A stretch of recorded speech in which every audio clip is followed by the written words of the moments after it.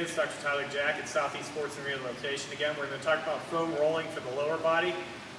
First place I like to start is right in the glutes, right in the piriformis muscle down in through here. So the first thing we're going to do is we're going to lay the foam roller down on the ground. Whatever hip we're going to roll out is the hip that's going to be down. So I'm going to sit down there. I'm going to roll my right glute out. I'm going to cross my right leg over my left leg. I'm going to actually give myself a little bit of a stance here so that I don't fall down, but rolling up and down in through that glute. We want to actually kind of turn into that foam roller too to make sure that we're getting all those glute muscles that attach out to the outer hip and also closer in towards the spine there. After I roll this 4 or 5 times over those tender spots, work back in around, roll over them again, and then I'll move on to the next section, which is the IT band. For this one's mostly pretty painful in most of our running athletes, but there's a tender area anyway, so we want to make sure that we're bracing well enough. What I'm going to do is bring that other foot out in front of me. That IT band runs along the outside of that leg up and through the hip.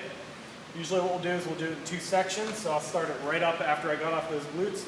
I'm going to go right into that hip, roll right along the side of that leg, work to about mid-thigh, and back up into the hip. After I hit those areas enough, I'll work it down into the lower leg, right above that knee, down in through that knee, and up in through the mid-thigh. After we hit that IT band, we want to roll over and get the hamstrings. The hamstrings go from the bones that you actually sit on when you sit down in a chair.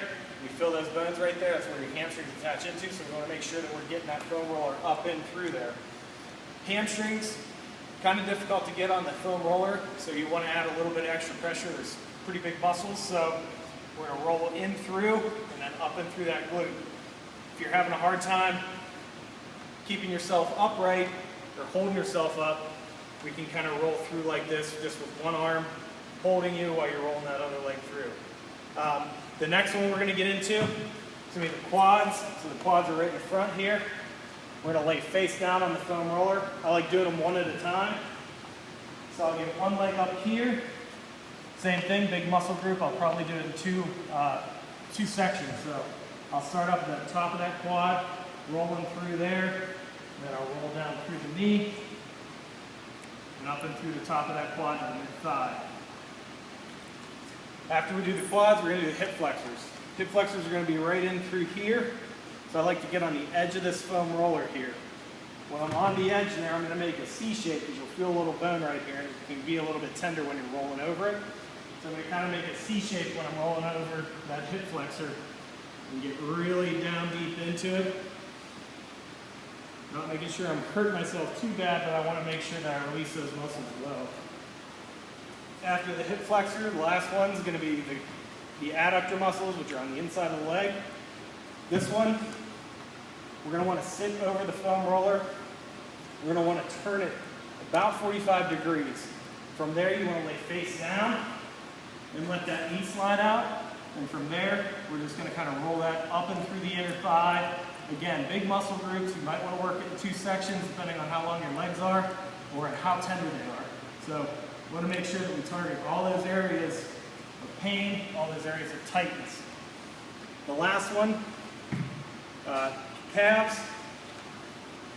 Really pretty much the same thing as we did with the hamstrings. Get right over top of it, put one leg on there, use a little bit of extra support with that other leg on top so you can really kind of mash down into that muscle tissue.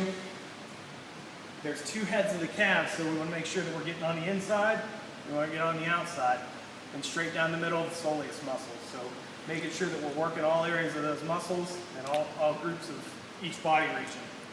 4 or 5 times over the tender spots, making sure you're hitting those areas that are causing you pain or causing you discomfort. Once again, Dr. Tyler Jack, Southeast Sports and Rehabilitation. Stay tuned for our next installment of corrective exercise.